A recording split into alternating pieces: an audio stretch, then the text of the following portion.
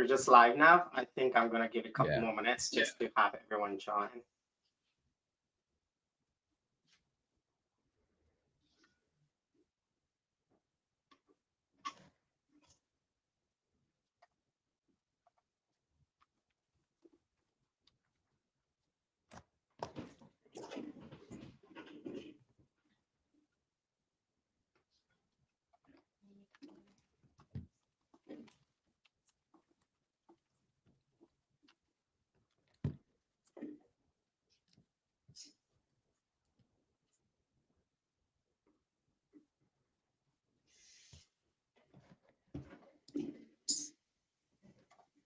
Just one more minute and then we can kick it off. Sounds good, man.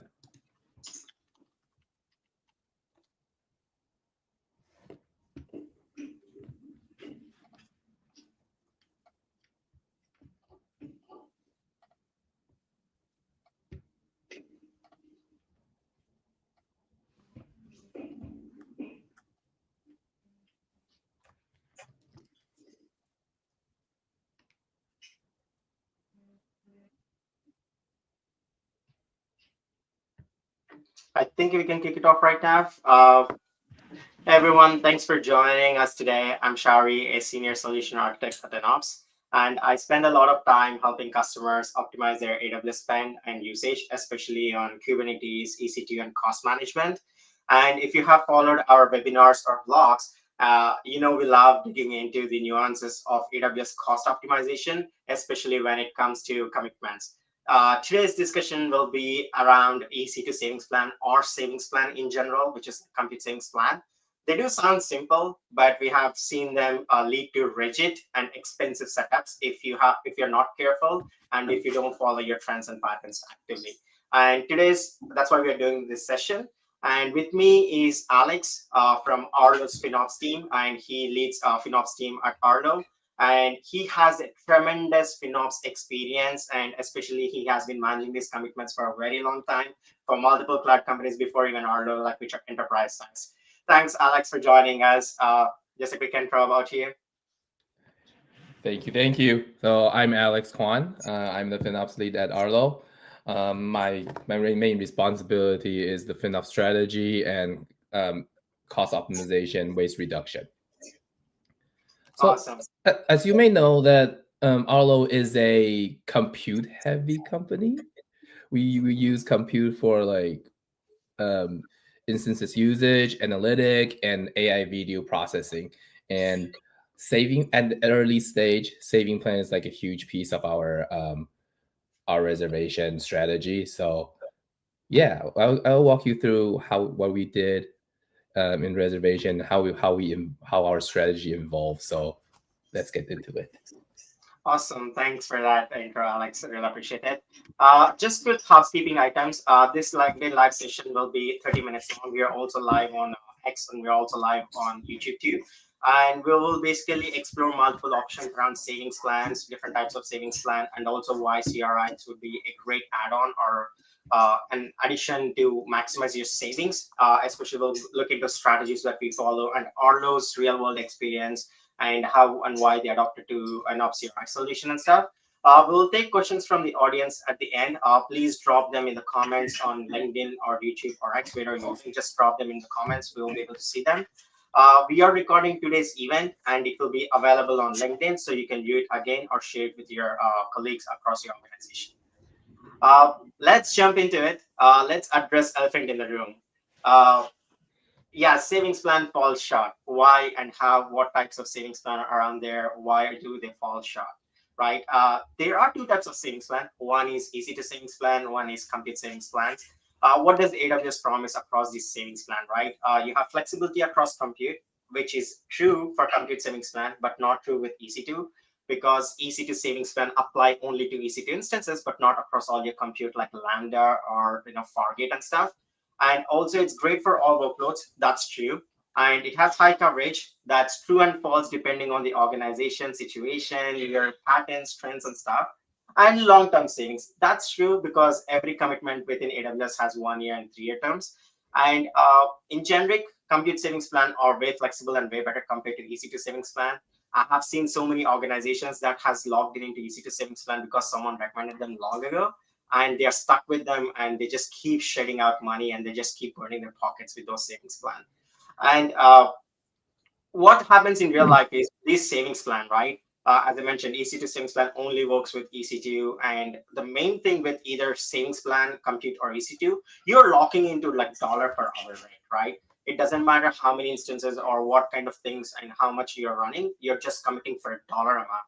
And it's still like, kind of very high risk in compared to like, RIs and stuff. And still like, high coverage is something that AWS promises, but it never covers spike with a positive ROI. And also, if you get near usage, then it does not cover those things, right? And savings plan has a tendency where it leads to often unused commitments where there will be absolutely zero ROI, or you're just committing too much of a dollar value just for like saying 1% or 5% or 10%, which is not optimal. What is your experience at Arlo, Alex? Why did you guys choose savings plan? What is your strategy around this savings plan order? Right. So, yes, Arlo is like really saving plan heavy at in the early stage. We forecast our water line of our usage, and we will use saving plan, a mix of like 1 year or 3 year, to cover the water line or cover the cliff usage, cover a little more than our cliff usage. So it's to maximize our savings. Now, when our like business evolve and new feature of our camera added, well, we started to get more or use more different type of servers. This is when I think like more option we need to change, because the fluctuation became more intense, I would say, in this way. So in our previous model, our coverage is like around 98%, and utilization is like 90 high 99%, because we do a little bit like over reserve in order to get the most saving. So Mhm. so that's like a trade-off. But so it's like not saying like saving plan is not doing its work. It is a good option. It is convenient. You just have to boop boop boop put in the amount of the dollar amount you have to commit, and you will start enjoy the savings. But when business grow, you will have to. So we started to like looking more into like convertibles. I think you actually did what many FinOps Foundation members recommend, and Foundation, someone who's with FinOps Foundation for a long time, they recommend this strategy, which is called wedding cake layer approach strategy, which is like you buy a mix of 1 year, 3 year savings plan to de-risk your commitments, but also covering most of it. And also 100%, you can still be at 95% and have a great ROI, which I think Mm. many enterprise organizations like Arlo does, right? Which you are mentioning you did it, 98, 99. You still have the benefit of high coverage, but you staggered. Once you hit it, you staggered it. And one of the main thing with savings plan that we see or we talk about, especially with being like, flexibility wise, is there is no secondary market like RIs, right? Even for enterprise customers, the RIs secondary market has been closed down by AWS earlier this year. So you're stuck. You don't have much flexibility around savings plan to sell off or any of those things. And even with RIs, it got tricky earlier this year.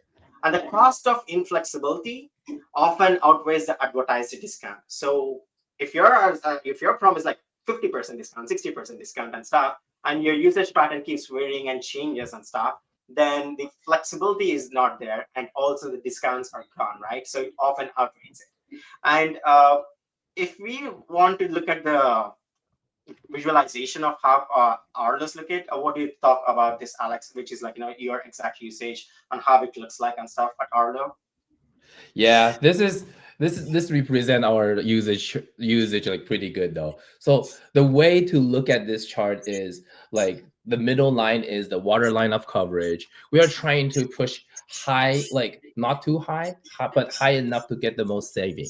So now when we predict the line, you will see there's a little bit yellow color there. That is the place we over reserve. So we waste a little bit coverage on the saving plan, but we get the maximum of savings.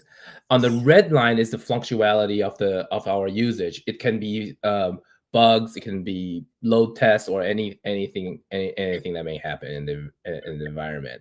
So that is the challenging part that needs to be covered.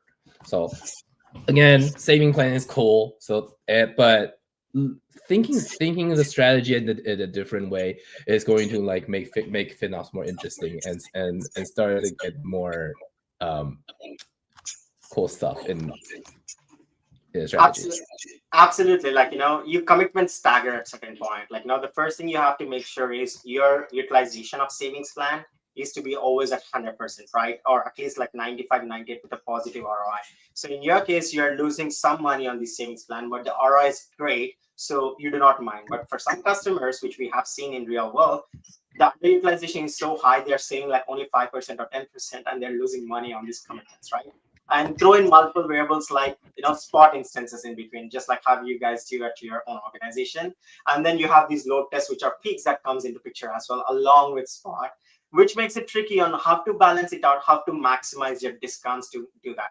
And to be honest, in FinOps world, we call this commitment drift, because you commit to one pattern, which is like a flat line, but your business evolves. That means you add more applications, you come into new process from engineering side, because even though how much our communication happens between FinOps teams and engineering teams, there's always this kind of patterns to be observed, because engineering teams are something that are real world fixers. They go and do fix things. And at the time, the cost is a secondary thing that they care about.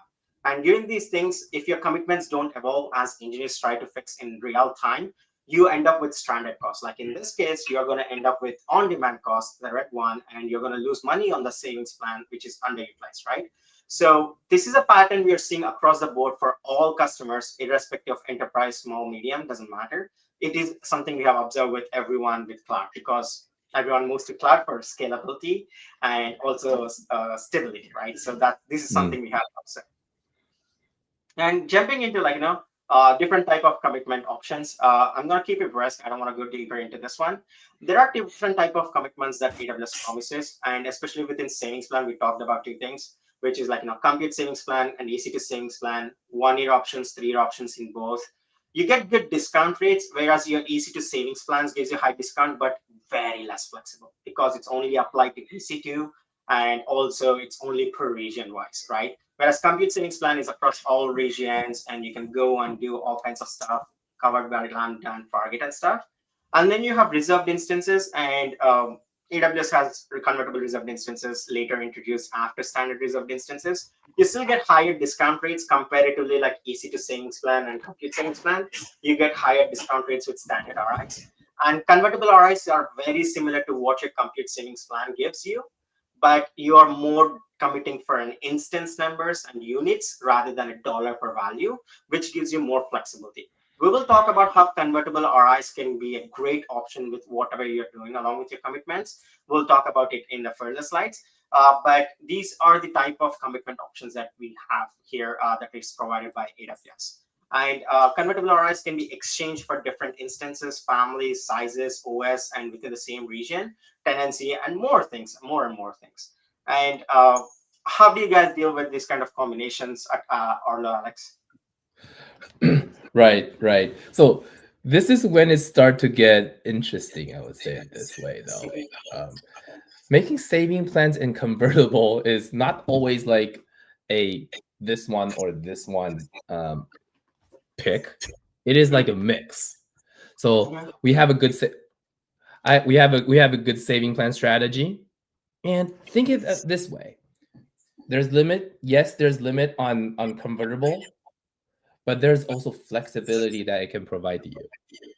So the way I think of this is we have a good fundamental reservation strategy and use the convertible as a second layer of the strategy that um, provides additional flexibility. So a mix of them can help cover the spikiness of the usage. Awesome. Yeah, exactly. Like, that's the main difference being logged in and being adaptable, right? It does not give you the flexibility to go over and beyond for this flexibility in usage. And as I said, combinations can give you those options, right? If you're doing standard savings plan or standard reserved instances, you do not have that flexibility. And the best part is CRI will let you take control of your commitment life cycle, right? So you can do multiple combinations. You can, it's like a fluid that you can fit in everywhere Mm. and every time to fill the jar completely, right? It's like a fluid compared to savings plan, which is like a solids, you can think of it, right? And something that we talk about when it comes to uh, convertible RIs, what kind of strategies, how you can do on stuff, how do we automate it, and everything. I will talk about how and why the flexibility comes into picture, especially like how do you cover those peaks and stuff, right? So we basically divide convertible RIs automation or strategy into three different phases. The first phase is we call it seeding phase, where we start seeding. We buy micro pennies or pennies. You can do that of convertible RIs that are of 1 year terms and 3 year terms starting from day one.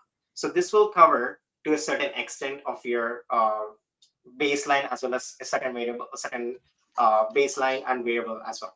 This covers your usage table. And then the second phase is we call it a grow phase, where as we cover your as we start seeding your usage, we also basically start buying your baseline usage. Like if you are covered by savings plan before, we can do a partial coverage of your baseline with convertible RIs. So we can have certain baseline covered with completely with these RIs, right? And then we call it the third phase is harvest phase, which is like, as soon as the 1 year RIs that start expiring. So we can combine these standard RIs that are covering, sorry, convertible RIs that are covering your baseline and also the seeds that we have in first phase, combine those two phases, and we can cover your peaks that are happening during certain values. So seed phase plus grow phase will give you harvest phase, which is like from year one end. And during the year one, you will use grow phase. So ultimately, you are maximizing your usage and covering all of it with commitments using these three strategies. And as these expand, right, your usage stabilizes, and also your telemetry guides you for the expansion, right? And in the harvest phase, you're consolidating them for a longer term, or you can also cut them down for one term. Like in the sense, like if your usage goes suddenly from $100 to $500, the harvest can cover you that for $500. And as your usage dips again back to $100, you're deflating them. So you're inflating your convertible RIs and deflating them as your usage grows and commitment changes. So it's adaptability that it's given. Yeah. And Yeah, actually, this is a pretty clear chart though. So in my previous company, and yeah, in my the company I worked before, like yes, you can do it manually. I started to do the seeding process like in the earlier stage, and it is the process like doing manually is a little bit it's a little bit challenging. But did it work? Yes, it worked. At the very end, we can cover most of the spike with this 3 year discount. So the mindset here, like a mindset change of this whole process, is instead of like chasing or reacting on the changes, it is more like we anticipating the change. We know it's going to happen, and we're excited to make the adjustment to like save cost. that's correct. And the biggest fear for these commitments is right for many customers whom I have heard, and some of them who knows about this strategy. The biggest fear I have heard from those people is right when to commit, how much to commit. Are we committing too early? Are we committing too late? Are we committing too small? Are we committing too high? So this is the phase that will help every customer to look into and analyze their patterns and stuff and their usage and commitment usage and stuff. So this is like an industry standard. You can consider it as an industry standard where there are like multiple people who call the same phases in a different tone, but ultimately it's always a three-phase model when you think of convertible RIs that gives you that flexibility, right? And one of the thing you mentioned, Alex, is a great point that you have done it manually, but it's tedious task. Yes, it gives you the usage and stuff, but it's a tedious task. It's like a human has to constantly monitor their usage across organization, across 10,000 accounts they have, across all the usage like compute usage, Fargate usage, Lambda usage, on an hour-to-hour basis, which is like quite a tricky task. You have to write a lot of scripts and stuff, and then you have to track it and monitor it properly and compare it with your existing stuff. So it's kind of tricky. You can do it. It's not unachievable. It's just a very tedious task. And if you even miss one hour, it's going to collapse everything, right? So for that reason, we are going to talk about how do we do automation to make it real, right? So at ENOS, what we do is we consider and we gather real-time metrics on an hourly basis from each and every account in a different usage. Like, every 30 minutes, we will basically gather your EC2 usage across all the accounts and all the organization-wide usage. And then we'll basically analyze what are the commitments you have, what are the savings plan you have, what is the best combination to get you the best bang for the buck. Because at the end of the day, customer might be responsible, which is in our case, Arlo is responsible for some sort of savings plan, and Enops is responsible for some sort of commitments. We have to make sure whatever Arlo has bought in savings plan are fully utilized before even you throw in the fluidity of your reserve instances. And the main thing, the reason why we have to think in that way is this is something that nobody knows or many people doesn't know is that RIs get applied first before savings plan get applied. And people are not aware of it. And because of that, we have to do this tedious analysis to make sure it's applied properly. And then we optimize and then we exchange. Like in optimized phase, basically we come up with a plan based on the algorithm we have written to say this is how much and this is where we need to inflate, we need to deflate the number of CRIs for certain XYZ things so that savings plan can be pushed fully.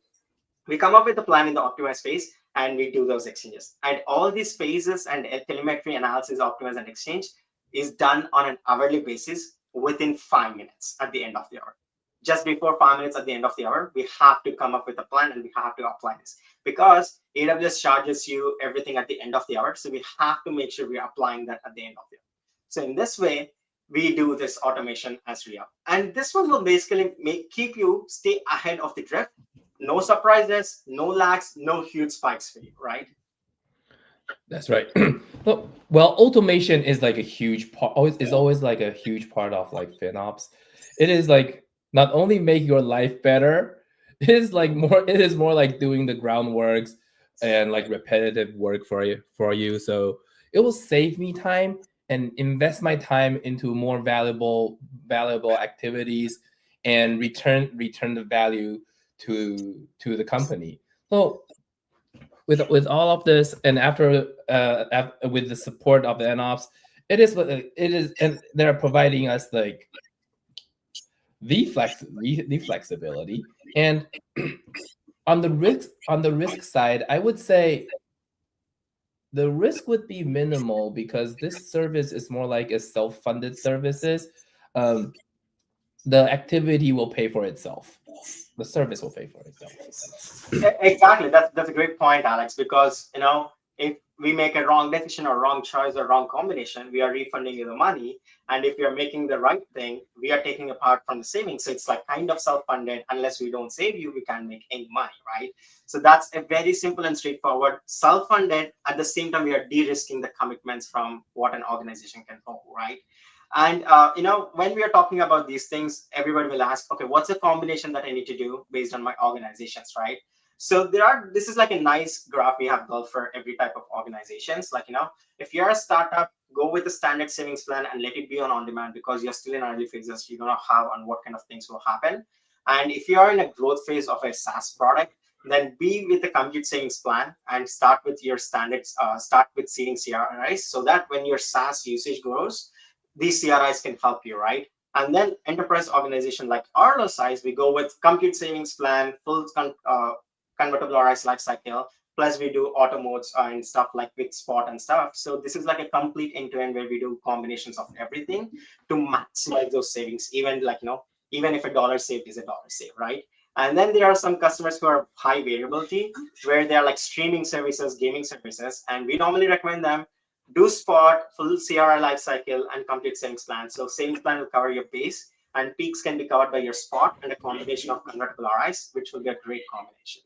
And then there are companies like regulated and fintech like crypto or government agencies, where we say there won't be much changes that we see for you guys. So start with the standard RIs, which gives you the maximum discount out there from the commitments, and then start with the convertible RI cycle. So this combination will give you higher coverage and higher savings than what you can do normally.